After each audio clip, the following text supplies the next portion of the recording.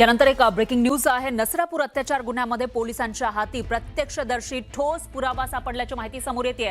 नसरापूरची ती घटना आपल्या सगळ्यांना माहिती आहे आणि याच हत्या प्रकरणामध्ये मोठी अशी अपडेट समोर आलेली आहे। फक्त हत्या झालेली नव्हती तर त्या चिमुकलीवर अत्याचार करून त्याच्यानंतर तिची हत्या या नराधमाने केलेली होती आणि या प्रकरणामध्ये आता प्रत्यक्षदर्शी ठोस पुरावा सापडलेला आहे।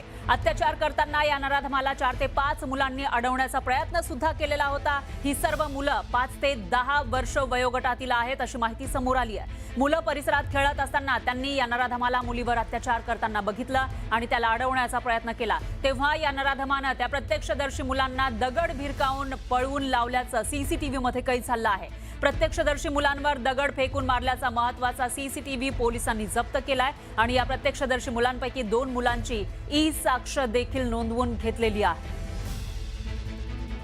आणि याविषयी अधिक माहितीसाठी आपले प्रतिनिधी अभिजित पोते हे आपल्या सोबत जोडले गेले आहेत। अभिजित, या नराधमाला फाशी द्यायला पाहिजे अशी मागणी संपूर्ण राज्यभरातून होती आणि अशामध्ये सापडलेला हा नवा पुरावा यामुळे किती वेगाने कारवाई होऊ शकते किंवा शिक्षा होऊ शकते?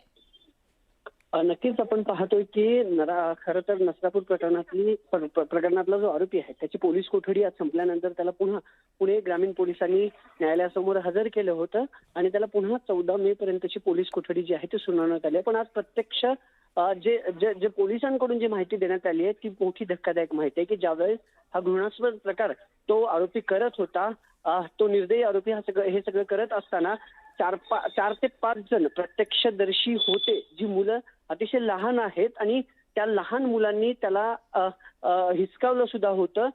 ज्यावेळेस त्या चिमुकलीला हा घेऊन जात होता त्यावेळेस ती मुलगी त्या आधी मंदिरात जिथून तो जात होता तिथं ही 4 ते 5 मुलं खेळत होती, त्यांनी देखील त्याला हुसकवण्याचा प्रयत्न केला होता पण त्याने दगड मारला आणि या सगळ्याचा सीसीटीव्ही पुणे ग्रामीण पोलिसांच्या हाती लागलाय। यापैकी 2 ते 3 जणांचे साक्ष देखील जबाब देखील नोंदवलेत आणि पुढच्या काही दिवसात अगदी 2 ते 3 दिवसात देखील या सगळ्या प्रकरणाची चार्जशीट पुणे ग्रामीण पोलीस दाखल करतील। तपासाला अधिक वेग आलाय आणि महत्त्वाचा जो पुरावा आहे ज्यामध्ये प्रत्यक्षदर्शींची साक्ष जी आहे ती नोंदवली गेलेली आहे तो सीसीटीव्ही जो आहे तो देखील पुणे ग्रामीण पोलिसांनी जप्त केलाय। खरं आहे अभिजित, त्याच्यामुळे आता किती लवकर या नराधमाला शिक्षा दिली जाते ते बघावं लागेल। धन्यवाद तुम्ही दिलेल्या या सविस्तर माहितीसाठी। याविषयीचे अपडेट आपण घेत राहूयात।